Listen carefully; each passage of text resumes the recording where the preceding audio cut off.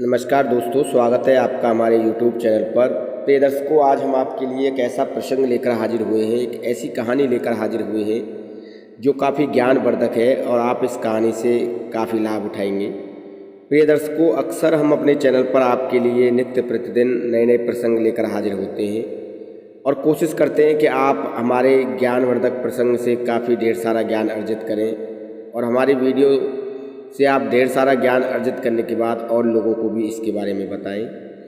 प्रिय दर्शकों, अगर आप हमारे YouTube चैनल पर नए मेहमान दर्शक बनकर आए हैं तो आप हमारे YouTube चैनल को सब्सक्राइब कीजिए, बेल आइकन को प्रेस कीजिए ताकि आने वाली वीडियो का नोटिफिकेशन सबसे पहले आपको मिले और आप इसका फ़ायदा उठा सकें। प्रिय दर्शकों, अगर आपको हमारी वीडियो अच्छी लगती हो तो आप हमारी वीडियो को 10 लोगों तक ज़रूर शेयर करें ताकि वो भी इस तरह की वीडियो का भरपूर फ़ायदा उठा सकें। प्रिय दर्शकों, प्राचीन समय की बात है। एक नगर में काफ़ी विद्वान पंडित रहते थे। एक दिन उन्होंने सोचा कि क्यों न मैं अपने मित्र से मिलकर आऊं, और वो अपने मित्र से मिलने के लिए चल देते हैं। और जब वो रास्ते में चलते हैं तो रास्ते में चलते चलते उन्हें एक व्यक्ति मिल जाता है और वो व्यक्ति कहता है कि आप कहाँ जा रहे हैं, मुझे भी वहीं तक जाना है। तो वो पंडित जी उस व्यक्ति से उसका नाम पूछते हैं तो उस व्यक्ति ने अपना नाम महाकाल बताया। पंडित जी थोड़ा चौंक जाते हैं, सोचने लगते हैं कि ये एक अजीब सा नाम है, पर पंडित जो थे वो काफ़ी विद्वान और काफ़ी ज्ञानी थे। प्रिय दर्शकों, जब वो महाकाल पंडित जी के साथ धीरे धीरे आगे चलता है तो एक गांव पड़ता है। जो व्यक्ति पंडित जी के साथ चल रहा था वो व्यक्ति कहता है कि पंडित जी आप चलिए, मैं थोड़ा इस गांव में होकर आता हूँ। थोड़ी देर बाद पता चलता है कि पंडित जी को थोड़ी देर बाद पता चलता है कि उस गांव में एक सांड ने एक व्यक्ति को मार दिया है और उसकी मृत्यु हो गई है। इसके बाद वो व्यक्ति पंडित जी के पास आ जाता है और फिर वो पंडित जी के साथ चलने लगता है। प्रिय दर्शकों, जब धीरे धीरे काफ़ी दूर वो निकल जाते हैं तो एक मंदिर पड़ता है। उस मंदिर पर ठहरने की व्यवस्था काफ़ी अच्छी थी। प्रिय दर्शकों, वो पंडित कहता है कि अब हम यहाँ भोजन करेंगे, थोड़ी देर विश्राम करेंगे, इसके बाद चलेंगे यहाँ से आगे के लिए। जो महाकाल नाम का व्यक्ति था वो पंडित जी से कहता है कि पंडित जी, मैं उस गांव में कुछ देना है, मैं इस गांव में कुछ देता हूँ, आप ऐसा कीजिए, भोजन कीजिए, मैं अभी आता हूँ। वो व्यक्ति चला जाता है। पंडित जी को कुछ देर बाद सुनाई देता है कि उस गांव में आग लग गई और किसी की मृत्यु हो गई है। प्रिय दर्शकों, कुछ समय बाद वो व्यक्ति पंडित जी के पास लौटता है। पंडित जी को काफ़ी आश्चर्य होता है। पंडित जी जो थे वो सोचते हैं कि ये व्यक्ति कुछ अजीब मालूम पड़ता है। जब ये व्यक्ति जाता है तो इस तरह की घटनाएं होती हैं।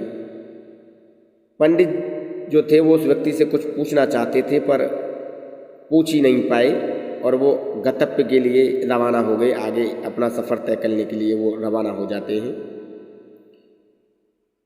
प्रिय दर्शकों, आगे चलकर एक गांव पड़ता है तो पंडित जी के साथ जो व्यक्ति चल रहा था वो कहता है कि पंडित जी आप आगे चलिए, मैं अभी इस गांव में होकर आता हूँ, मुझे किसी से मिलना है।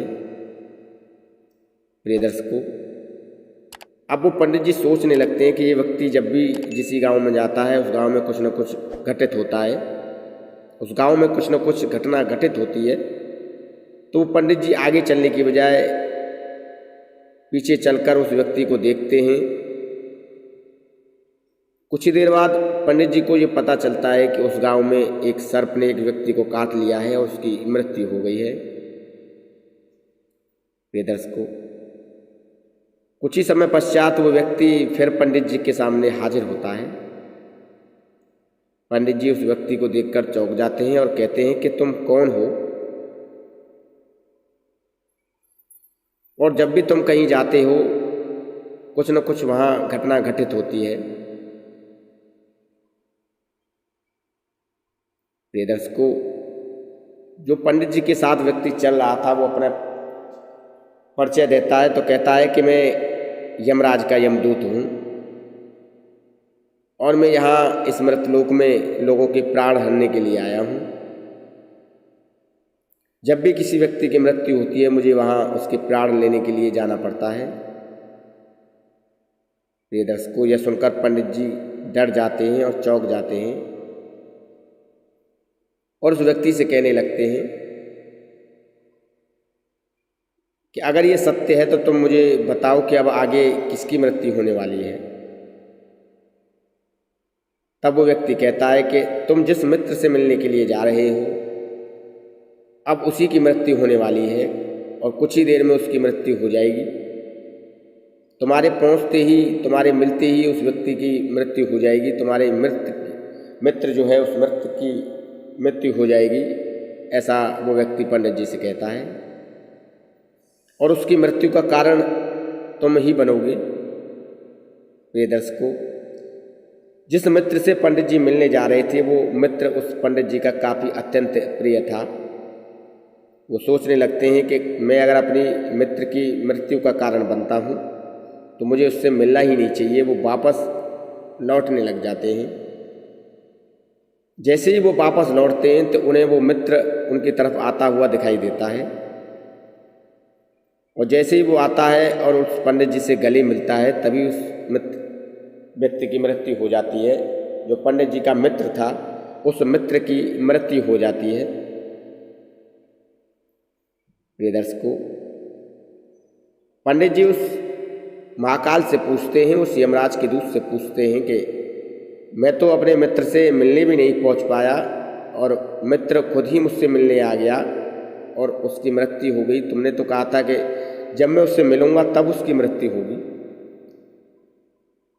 तब उस यमराज के दूत ने कहा कि देखिए पंडित जी, ये जो मित्र था आपसे काफ़ी समय से मिलना चाह रहा था और ये काफ़ी समय से पैदल चल रहा था। ये गूंगा भी था और अपाहिज भी था और जहाँ से तुम चले हो ये वहीं से तुम्हारे पीछे पीछे चल रहा था। पर ये गूंगा और अपाहिज होने की वजह से तुमसे कुछ कह नहीं पाया, कुछ बोल नहीं पाया और तुम्हारे पास आने में से समय लग गया। तुम तक जल्द पहुंचने के लिए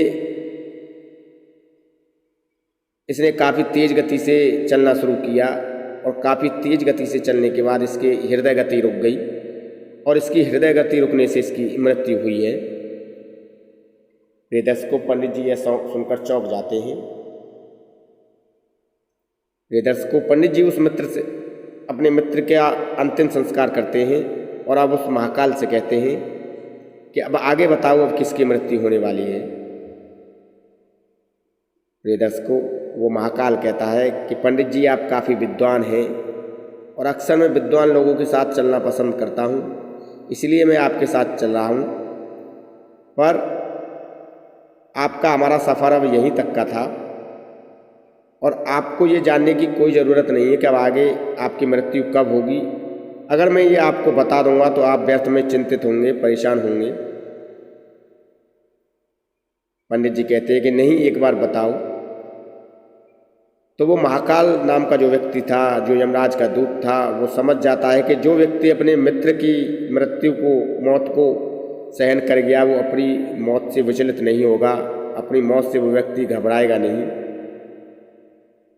तब महाकाल बताता है कि पंडित जी तुम्हारी मृत्यु आज से ठीक 6 महीने बाद होगी और तुम किसी अन्य राजा के राज्य में तुम्हारी मृत्यु होगी, किसी अन्य राज्य में तुम्हारी मृत्यु होगी और फांसी का फंदा लगने से तुम्हारी मृत्यु होगी और तुम उस फांसी के फंदे को हंसते हंसते स्वीकार कर लोगे। ऐसा वो यमराज का दूत पंडित जी से कहता है। पंडित जी चौंक जाते हैं और अपनी मृत्यु को टालने का प्रयास करने लगते हैं, यत्न सोचने लगते हैं कि अपनी मृत्यु को कैसे टाला जाए। प्रिय दर्शकों, पंडित जी काफ़ी विद्वान थे। वो अपने राजा के पास आते हैं और राजा से विचार विमर्श करते हैं और कहते हैं कि आपके राज्य में तो काफ़ी विद्वान, आपके दरबार में काफ़ी विद्वान लोग हैं, कुछ युक्ति निकालें इस मृत्यु को टालने के लिए। राजा पंडित जी का काफ़ी सम्मान करता था, तो राजा ने कहा कि ठीक है, हम आपके रहने और सोने की व्यवस्था अपने महल में ही कर देते हैं ताकि आपकी मृत्यु को टाला जा सके। जब आप किसी अन्य राज्य में जाएंगे नहीं तो आपकी मृत्यु कैसे होगी। वो राजा उस पंडित जी के रहने की व्यवस्था महल में ही कर देते हैं और पहरेदार लगा देते हैं। किसी को मिलने की अनुमति नहीं थी। पंडित जी को कोई पंडित जी से बिना उनकी मर्जी के मिल नहीं सकता था।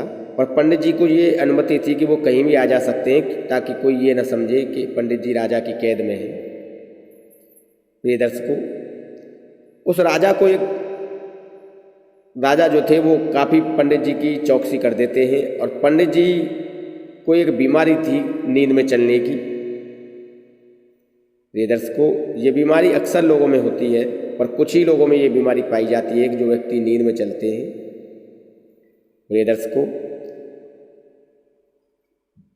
रात के समय पंडित जी सो रहे थे और 6 मास पूरे हो चुके थे और वो अंतिम रात थी पंडित जी की। पंडित जी नींद में उठकर चलने लगते हैं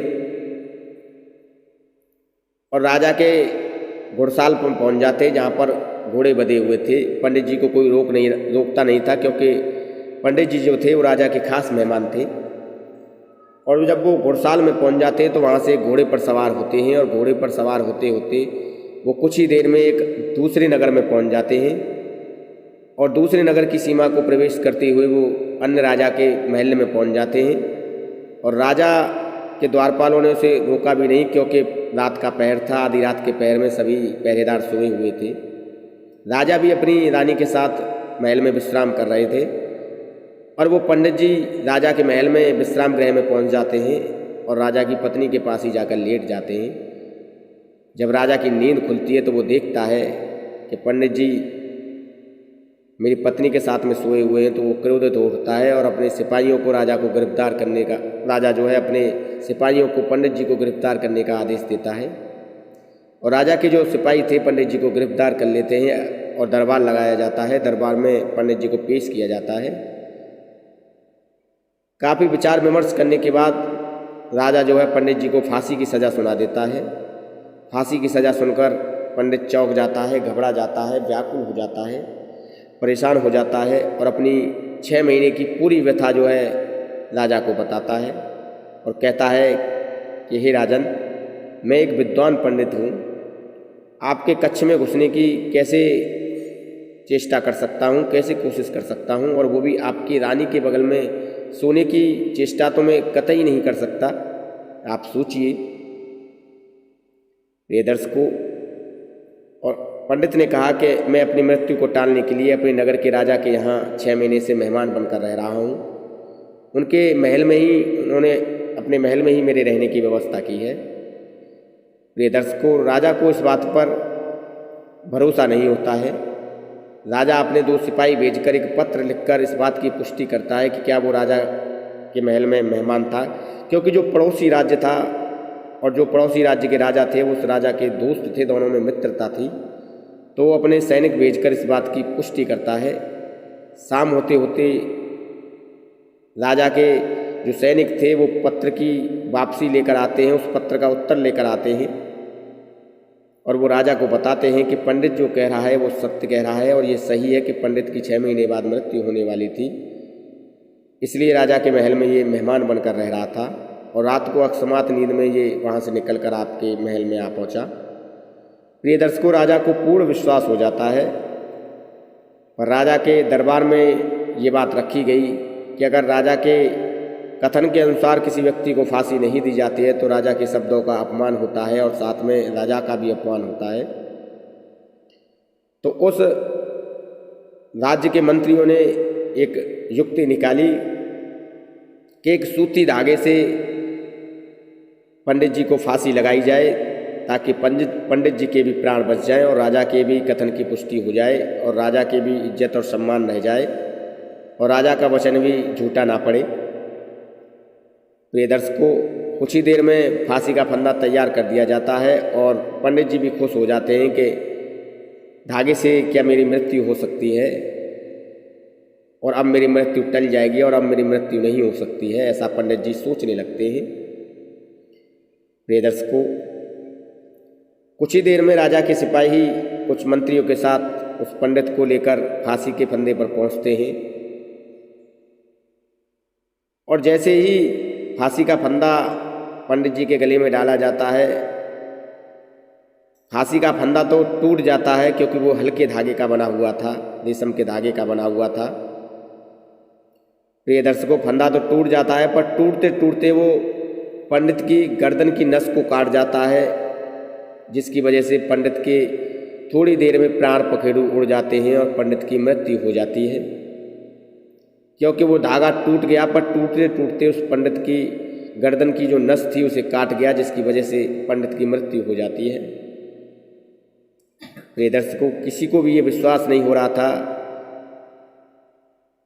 कि पंडित की मृत्यु इस तरीके से हुई है और इस तरीके से हो सकती थी, कि लोगों को यही था कि बालाजा की बात रह जाएगी और उस धागे से पंडित की मृत्यु नहीं होगी। प्रिय दर्शकों, जो समय निश्चित है उसी समय पर मृत्यु आती है, उसे कोई टाल नहीं सकता। नीति के अनुसार जो समय निश्चित है उसी समय पर हर व्यक्ति की मृत्यु भी निश्चित है, इसे कोई टाल नहीं सकता। इसीलिए ईश्वर ने हमें भविष्य में जानने की ताकत नहीं दी है कि अगर हम अपने भविष्य में झांकते हैं तो हम डर डर कर जीते हैं। जैसे वो राजा 6 महीने तक, जैसे वो पंडित राजा के यहाँ पर 6 महीने तक डर डर के जिया था। किसी व्यक्ति को अगर मृत्यु के बारे में पता चल जाए तो वो व्यक्ति लग जाता है, उस मृत्यु के भय से वो अपनी दिनचर्या बदल देता है और अपने सुखमय जीवन को व्यतीत नहीं कर पाता है। दोस्तों, हम उम्मीद करते हैं जो जानकारी हमने वीडियो में आपको दी है वो सही है और सटीक है और आप इस जानकारी से ढेरों लाभ उठाएंगे। दोस्तों, अगर आपको कहानी अच्छी लगी हो तो 10 लोगों तक ज़रूर शेयर करें और प्लीज़ मेरे चैनल को सब्सक्राइब करना ना भूलें। इस तरह की ज्ञानवर्धक वीडियो हम अपने चैनल पर प्रतिदिन आपके लिए लेकर आते रहते हैं। धन्यवाद, नमस्कार।